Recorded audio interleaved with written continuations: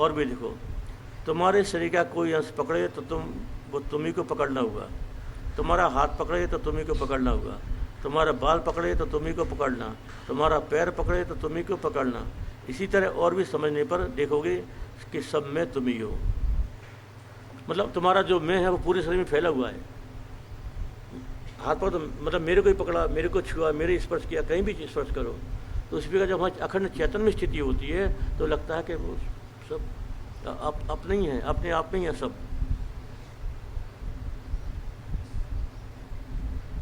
स्थूल शरीर में ही देखो एकमात्र तुम्हें छोड़कर और कुछ नहीं है। व्यक्त अव्यक्त अनंत एकत्व चिंतन करते ही समझ में आता है। और एक बात है, महात्मा लोग जीव और जगत क्या है इसे विशेष भाव से जानते हैं, इसी से भी एकदम भावापन्न हो सकते हैं। कोई पेड़ देखते ही एकदम पेड़ के भाव से ग्रहण कर सकते हैं। कोई जंतु या जीव देखा तो उसके वास्तविक रूप स्वरूप को जानकर उस जंतु के भावापन्न हो सकते हैं। इसी तरह कोई मनुष्य देखकर पूर्ण रूप से उसके भाव में अपने में ला सकते हैं। इसी से उनके लिए कोई बात जानने योग्य नहीं रह जाती।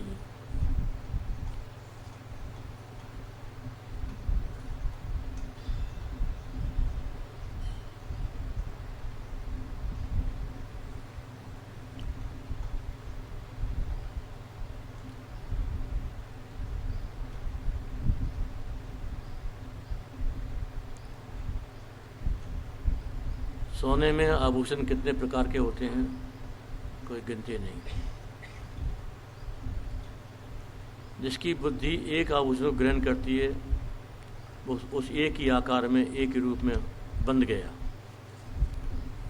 और यदि मान लो पूरे सोने से एक आकार कोई हो गया, पूरे सोने से, तो उसको ये कहने का अधिकार बन गया कि सारे आकार मेरे हैं,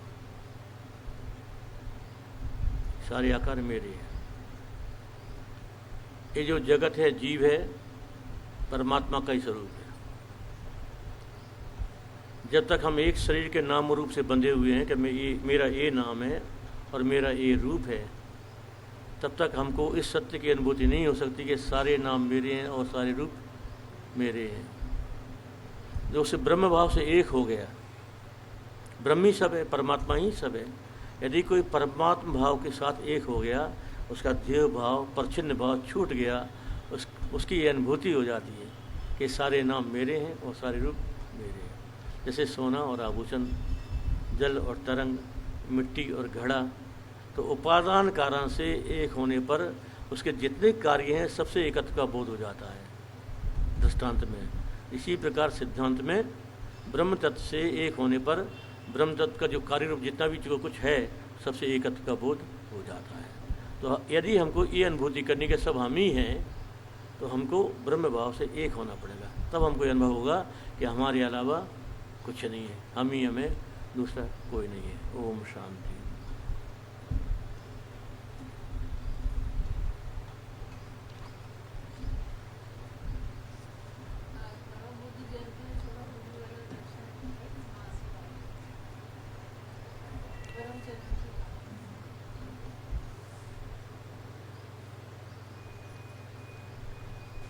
क्या टाइम हुआ?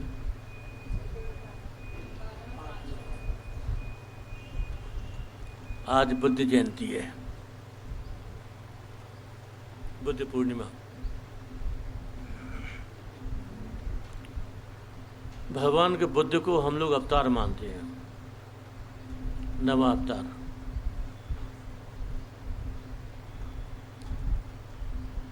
उन्होंने ये अवतार क्यों ग्रहण किया?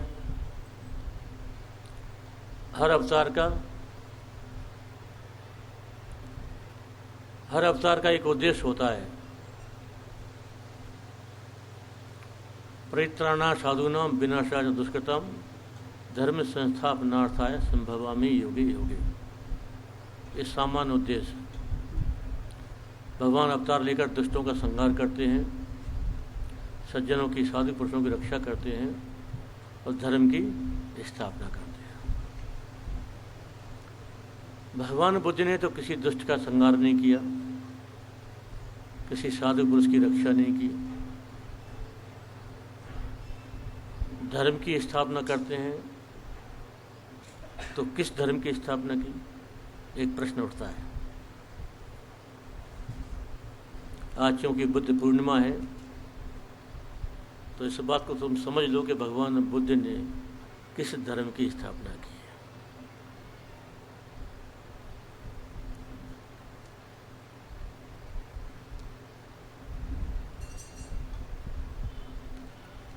भगवान बुद्ध के एक बहुत प्रसिद्ध बौद्ध धर्म के विद्वान हुए हैं नागार्जुन। उन्होंने सिर्फ एक श्लोक में भगवान बुद्ध ने जिस धर्म की उपदेश दिया, जिस धर्म की स्थापना की, वो व्यक्त करते हैं। वो कहते हैं, पकड़ना बात को, सर्वदृष्टि प्रहाणाय सद्धर्म उपदेश। समस्त दृष्टियों के परित्याग का जिसने उपदेश दिया है, सर्वदृष्टियों के परित्याग के उपदेश देने वाले जो धर्म है, उसको जिसने स्थापित किया, उस महात्मा गौतम बुद्ध को मैं प्रणाम करता हूँ। एक वाक्य में, समस्त दृष्टियों का परित्याग, ये क्या है? देखो, जब तक हम अज्ञानी हैं, हमारी दृष्टि क्या है? ना संसार की दृष्टि है, नाम रूप की दृष्टि है। ये माइक है, ये बाजा है, ये दीवार है। धर्म के क्षेत्र में ये भगवान राम है, ये कृष्ण है, ये दुर्गा है, ये शिव है। ये दृष्टियाँ हैं सब, ध्यान रखना, ये सब दृष्टि। ये भक्त की दृष्टि में भगवान के रूप, नाम रूप। वेदांत मार्ग में हम चलते हैं तो हमारी दृष्टि होती है आत्मा की। मैं आत्मा हूँ, मैं शरीर नहीं हूँ, मैं सच्चिदानंद स्वरूप हूँ। ये ब्रह्म दृष्टि जागी कि मैं ब्रह्म हूँ। ये ब्रह्म दृष्टि, मैं ब्रह्म हूँ, और ये जो कुछ भी दिखाई दे रहा है वो सब ब्रह्म है। तो सबसे छोटी दृष्टि, सबसे नीचे स्तर की दृष्टि क्या थी? मैं शरीर हूँ। और सबसे ऊंची दृष्टि क्या है? मैं ब्रह्म हूँ। इन दो के भीतर सारी दृष्टियाँ आ गई।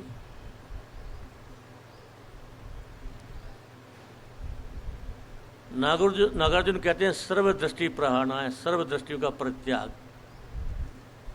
मतलब तुम अज्ञान की दृष्टि भी छोड़ो और ब्रह्म दृष्टि भी छोड़ो। तो सारी दृष्टियों को छोड़ने के बाद जो शेष बचेगा उसका उपदेश नहीं हो सकता।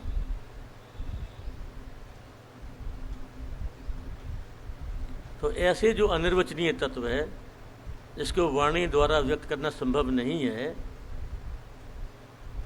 जिसको हम कुछ भी नहीं कह सकते, चतुष्कोटि विनिर्मुक्ता। देखो, किसी भी वस्तु को तुम 4 कोटियों में रख सकते हो। कोई वस्तु है, जैसे चश्मे का केस है, एक दृष्टि, ये नहीं है, 2 है भी और नहीं भी, ये 3 है भी नहीं, नहीं भी नहीं, ये 4। इन 4 के अलावा और कोई तरीका नहीं है कि तुम किसी चीज़ को बता सको, इन 4 के अतिरिक्त। तो महात्मा बुद्ध कहते हैं, भगवान बुद्ध कहते हैं कि जो परम चरम तत्व है, ये चरम शब्द माने दिया है कि परम तत्व तो ये है कि तुम परमात्मा हो, ये जगत भी परमात्मा का स्वरूप है, सब भगवान है, ये परम है। और चरम क्या है? जहाँ तुम्हारा ये कहना भी बंद हो जाता है, जब तुम कुछ नहीं कह पाते, कुछ सोच भी नहीं सकते, कुछ अनुभव भी नहीं कर सकते। ध्यान रखना, क्यों? अनुभव भी तुम्हारे मन के भीतर ही होगा, मन के बाहर कोई अनुभव नहीं है। जब तक तुम हो तब तक अनुभव है, जब तक मैं हूँ तब तक बाहर का भी अनुभव है और अपना भी अनुभव है। बाहर का अनुभव मिटा करके अंत में समाधि में भी मैं मेरा अनुभव कर रहा हूँ, मैं ही मैं हूँ। भगवान बुद्ध कहते हैं, जो तुम्हारा ये अनुभव जब खत्म हो जाएगा कि मैं हूँ, तो सर्वदृष्टि प्राणा, सब दृष्टियों का प्रत्याग हो गया। बस जो बचा, माँ कहती हैं जो है सो है। जाता बंगला में जाता, जो है सो है। एक बड़ा अच्छा प्रश्न उत्तर इसी संदर्भ में। माँ से पूछा, माँ भगवान का रूप कैसा है बताओ? बोले तुम जैसा चाहो वैसा है। बोले हम जैसा चाहें वैसा? ये तो हम जैसा चाहें वैसा, लेकिन उनका अपना रूप भी तो कोई होगा। माँ क्या कहती हैं? माँ कहती हैं उनका अपना रूप वे जो है सो है, वे जो है सो है। Reality as it is.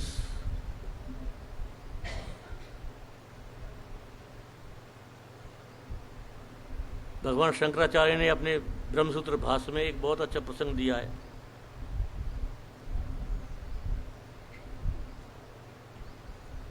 एक जिज्ञासु, ब्रह्म जिज्ञासु महर्षि बाष्कली, क्या नाम था? तो बाद में कौन? बाद में एक ब्रह्मवेत्ता ऋषि के पास गए, हाथ जोड़ के विनम्रता से पूछा, भगवान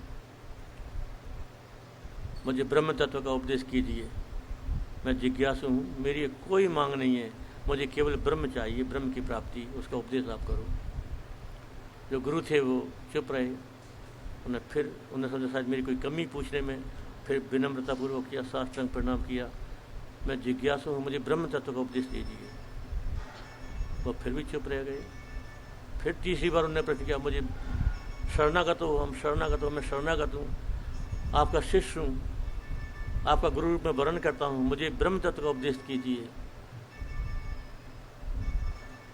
तो गुरु कहते हैं, अरे मैं उपदेश तो कर रहा हूँ, अब तू समझता नहीं है तो मैं क्या करूँ? मैं उपदेश तो कर रहा हूँ, लेकिन तू समझता नहीं है तो मैं क्या करूँ? ये है उपदेश। तो गुरु शिष्य को ये बताना चाहते हैं कि उस ब्रह्म तत्व का वास्तविक उपदेश नहीं हो सकता। जो अनुभव से भी परे की बात हो, भगवान बुद्ध जो कह रहे हैं कि जहाँ कोई अनुभव भी नहीं है, प्रकृति के भीतर ही सारे अनुभव हैं, प्रकृति के बाहर कोई अनुभव हो ही नहीं सकता। तो जो ऐसा अनुभवातीत कोई कुछ है, क्या उपदेश करेंगे उसका? तो बाकी सब तो एक उस तक पहुंचाने के रास्ते हैं। ब्रह्म तत्व का जो उपदेश होता है वो भी असली ब्रह्म तत्व को पहुंचाने का एक रास्ता है, एक मार्ग है, वहाँ तो कुछ नहीं है। तो ऐसे तत्व का भगवान बुद्ध ने उपदेश किया, ऐसे धर्म की स्थापना भगवान बुद्ध ने अवतार में की। उनका ये प्रयोजन था, धर्म की स्थापना। धर्म संस्थापना अर्थ है वो ऐसा धर्म है जो मन वाणी से परे है, चारों कोटियों से परे है, जिसे कोई उपदेश नहीं हो सकता। वही धर्म। भगवान बुद्ध की जय। ये उनका धर्म है। चरम, माँ इसे कहती हैं चरम। वे जो हैं सो हैं, तो उन्हें कुछ नहीं कह सकते कि वे क्या हैं और क्या नहीं है। हाँ और नहीं की परिधि में, वाणी में वो नहीं आते, हम उनको किसी भी प्रकार बांध नहीं सकते। इसलिए माँ कहती हैं जो है सो है, वे एक और अनंत हैं। तुम या तो उनको एक कह दो या उनको अनंत कह दो, लेकिन वो एक और अनंत से भी परे हैं। ओम शांति शांति शांति। हम लोग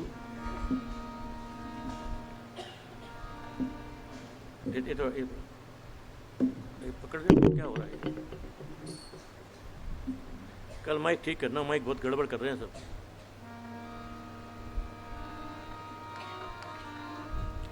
अब सबके मंगल की प्रार्थना करें। सर्वे भवन्तु सुखिनः, सर्वे सन्तु निरामयाः।